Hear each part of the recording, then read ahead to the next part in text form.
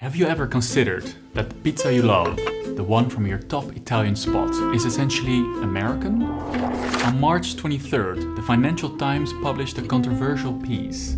Food historian Alberto Grandi made some bold claims. The most authentic Parmesan, it comes from Wisconsin. Pizza's widespread recognition in Italy, only since the 70s. Grandi even stated that much of what we consider Italian cuisine has roots in America. This, unsurprisingly, didn't go down well in Grandi's birthplace. Italian right-wing politician and foodfluencer Matteo Salvini swiftly responded on Instagram. Experts and newspapers are envious of our tastes and beauty. Grandi's argument goes deeper. He suggests that Italy's romanticized version of its food history, of ancient family traditions passed down in rustic kitchens, might have been shaped more by industrialization and immigration than many would admit. It's dangerous for my life. Intrigued by this debate, I traveled to Italy, did some culinary research, and spoke to Grandi to explore the history behind these culinary claims and ask how traditional is a food we call Italian. A big part of this story is about migration, and that's why for this video I partnered with Myheritage. Myheritage is the leading global service for family history research and DNA testing. As a historian, I think it's very important to know where we come from. Myheritage is very useful if you want to build your own family tree. And honestly, I was surprised how easy it was to use. So I started out by just filling out details on my siblings, parents, my grandparents. I didn't know all the details of my grandparents, so I actually had to text my dad for information. But before he got back to me, Myheritage had already found them. I have a great uncle that died during the invasion of the Netherlands by the Germans in World War II. The poor guy was just 22. And this is the first time I've seen his picture. And you can even animate these pictures. I also found out that a great-grandfather of mine is actually Belgian, and that he worked in the Foreign Service. And some connections even go as far back as 1778. When there's a match, I can just press this button to review it, find documents on the person, and I can just add it to my family tree. It's as simple as that. And there's a big chance you'll find more information on your ancestors, because Myheritage has 90 billion historical documents. So if you want to know more about your family history, you can now sign up for a 14-day free trial that has all the features of the site. If you decide to continue your subscription, you'll get 50% off if you use my link in the description. So thanks Myheritage for sponsoring this video, and let's get back to it. So this video couldn't be possible without Alberto Grandi. I am a historian and a teacher of food history in the University of Parma. Grandi wrote a book about Italian food origins, and he has a podcast. And to get one thing out of the way... I'm so proud. I'm not the enemy of Italy, of course. I'm Italian too. I'm not an enemy of Italy either. I love Italy. It has the best of many things. The best mountains, towns, roads, candles, bunga bunga parties, and the best food. So this is some sort of bread with ham in it. So we got some espresso, we have some gelato. Oh, it's good. And officially I'm a vegetarian, but let's go for it. Italian cuisine often tops charts as the most popular food. I mean, there's just something about Italian flags on packaging that serenades la dolce vita to you. I mean, just take a look at the lasagna I just bought. It has the Italian flag, it has the gold lettering. It's just, this screams quality, right? And Italians, they take their food very seriously. Do you know, if it had ham in it, it's closer. No. It's closer to a British carbonara. But you know what I mean? If my grandmother had wheels, she would have been a bike. You know what? You know. The internet is full of Italians reacting to food that is not made in the right way.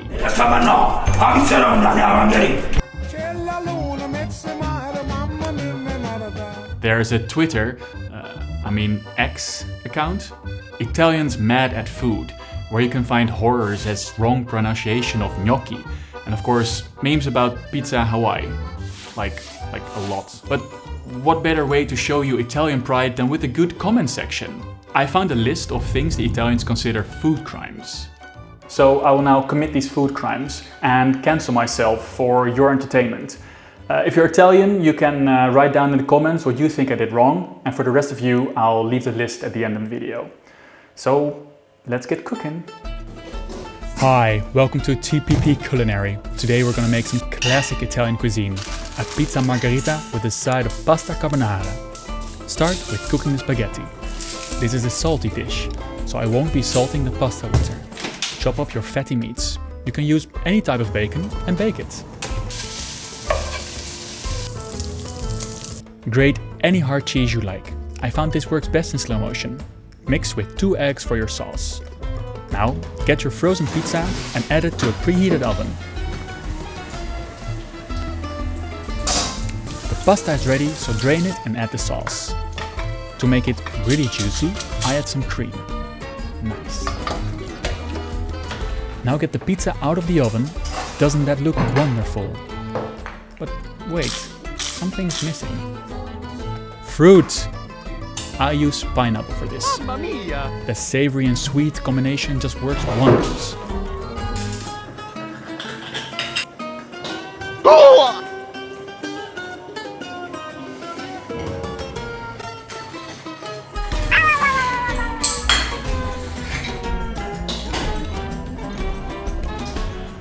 If you think your pasta is a bit bland, just add some ketchup. But I like living, so I will pass. Thank you for watching TPP Culinary. But this is more than just angry Italians on the internet. The food and drink sector accounts to 25% of Italian GDP, so there's big business to protect here. And they are serious about protecting their food. Check out this EU websites on food that have a protected origin. It means you can't use a certain food or wine name unless it's from a region or made in a certain way. And this is a list of all the countries in the database, for a total of 5,487 foods. The French, the true inventors of gastronomy, they come second with 768 entries. And the Italians, a grand total of 892. An honorable mention has to go to my country, the Netherlands. We're known worldwide for delicacies such as the frikandel and bami-hap. And the Netherlands has a total of 39 protected food and drink regions. The current Italian government is stepping this protection up. The agriculture minister wants to set up an international Italian food police to make sure dishes are cooked correctly. They want to ban the production of synthetic meat. With all these actions and this obsession with culinary purity, the Italians are saying 2 things. On the one side, our food tradition is very old. These traditions show there is a right way to prepare the food. And the second thing they say is it is artisanal. It is handcrafted. It is not industrially made food. There's just one problem. The Italian food tradition is neither of these things. Let's start with the origin of some very Italian foods. Coffee comes from Ethiopia. Dried pasta was probably introduced by the Arabs. And the tomato is American. It entered Europe in the 1500s after Columbus brought it back. But that is like 500 years ago. I'm not saying these things are not Italian. Where it gets interesting is when the Italians say, hey, our food was always amazing. We exported it to the whole world and they learned to love it. Happy end. When I hear the Italian people teach the rest of the world how cook, how prepare the pasta, it's wrong. Italian cuisine didn't exist because, well, Italy didn't exist. I'm here at the Square of Unification in Trieste, and before 1861, Italian history was all about city-states. You had places like Venice, like Genoa, like Florence, and all these places and regions had different dishes. And these dishes weren't really known outside of their respective regions. So when in 1861 the country does get unified, a common saying is, we've made Italy, now we have to make Italians. But the Italians, it's not made in Italy, but it's made in America, South and North America. The thing is, this unified Italy is poor, very poor. So hundreds of thousands of Italians leave the country in search for a better life.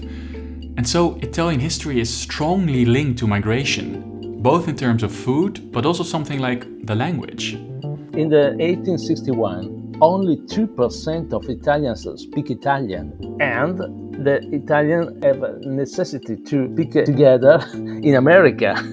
And so the Italian language too, changed in America and then returned in Italy.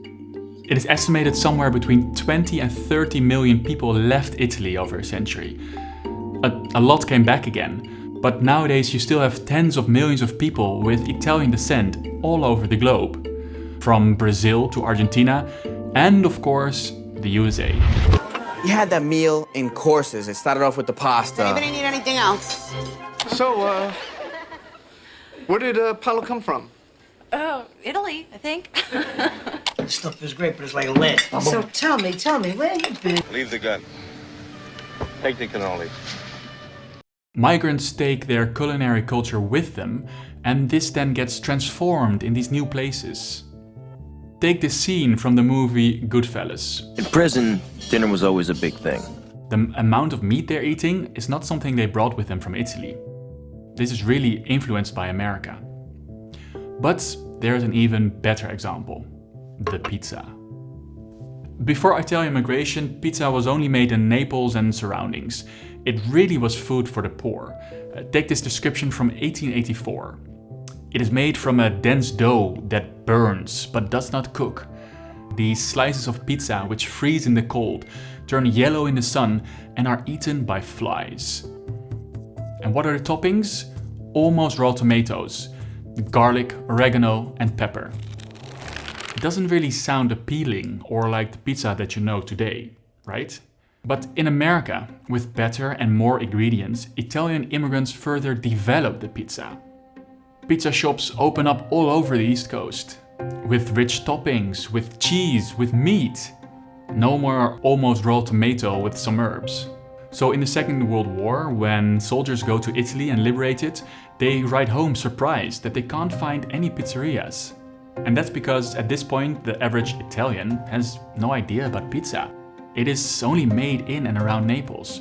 But when tourists keep coming and asking for pizza, they understand this is a good business opportunity. Sure, we'll open pizzerias for you, they say. And they start baking this American-Italian version of the Napolitana pizza. Fast forward to now and you find pizzerias, well, everywhere. It's everywhere. They're just pizza place on top of pizza place on top of pizza place. Looks like even Vatican and San Marino, you can't even see them, so they're just absolutely covered here. This pizza story is well known in sociological circles. It's even coined as the pizza effect, where a cultural tradition is exported somewhere, it changes, and then it's reintroduced in a place itself, masquerading as something that has always been there. Oh, and for those people that are now angry writing comments about Naples and how Pizza Margherita was named in honor of the Queen of Italy, yeah, that story has been debunked. It's fake lore. But pizza is not the only food. Take carbonara. This is a legendary dish, and Italians will tell you it needs certain ingredients. Fresh pepper. Pecorino, guanciale, no bacon. Eggs. Under no circumstance are you allowed to add another type of bacon, or worse, cream. But let's look at history for a second. This so-called age-old dish was invented in World War II by an Italian chef for American soldiers. And what were the original ingredients the chef used? Well, we have a quote where he says, "The Americans had fabulous bacon, very good cream, some cheese and powdered egg yolks." Yes, the original carbonara was made with bacon, cream and powdered egg. The first recipes for this start to appear in America. It's sometimes made with Italian bacon, but then maybe use Gruyere or some mushrooms. If you think about guanciale or bacon for the carbonara, just until 20 years or 30 years ago, it makes no difference. No one had this problem. The cream in carbonara, the most important chef in Italy, Gualtiero Marchesi, used to put the cream inside the carbonara. So we have pizza not developed in Italy. We have carbonara with cream. Where does this idea about Italian food originate? Where do these strong rules come from? According to Grandi, this invention happens as follows. When a community finds itself deprived of its sense of identity because of whatever historical shock or fracture with its past, it invents traditions to act as founding myths. And boy, there are historical fractures all around. First, these dirt-poor Italian migrants left the country and they wanted a story that was a bit more glamorous than their real origins. Talking about how you starve to death is just not the best background lore, I guess. Another fracture is in Italy after the Second World War. The country is going through this insane period of industrialization. Suddenly, a lot of peasants are moving into the cities to work in factories. There are mass migrations from the south to the north. And because of this, between 1950 and 1980, the Italian economy grows 380%. To understand this amount of growth, you have to look at China. It's comparative to China's growth of the last 30 years.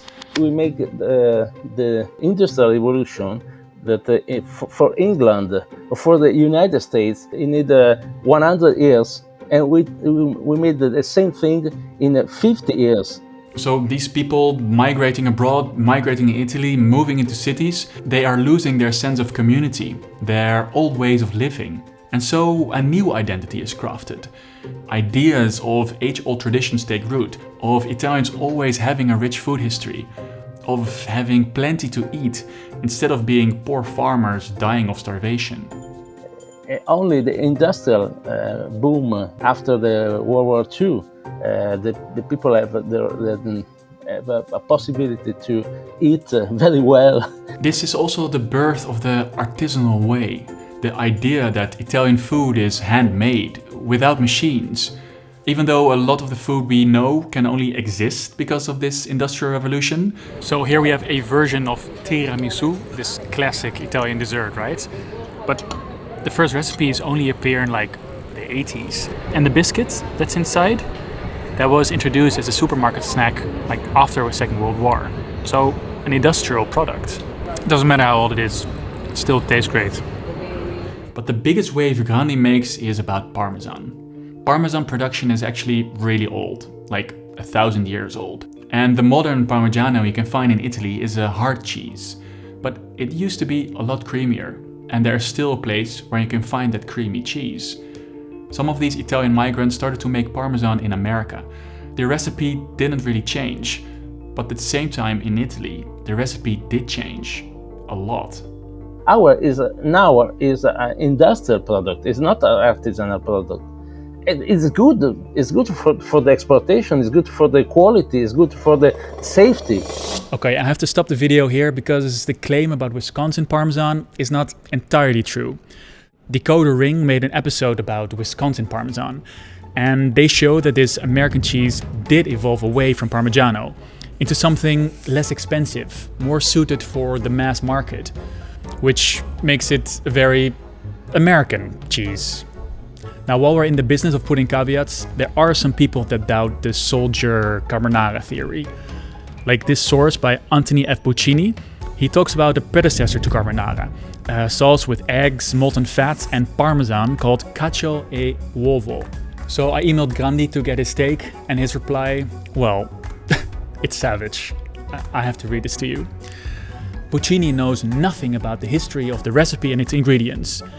He attributes to Americans what has often been introduced by Italian chefs, garlic, cream, etc. He talks about an original recipe which doesn't actually exist, because the recipe is always changing. And this cacio e uovo, it's just a base recipe that people used to eat all the time.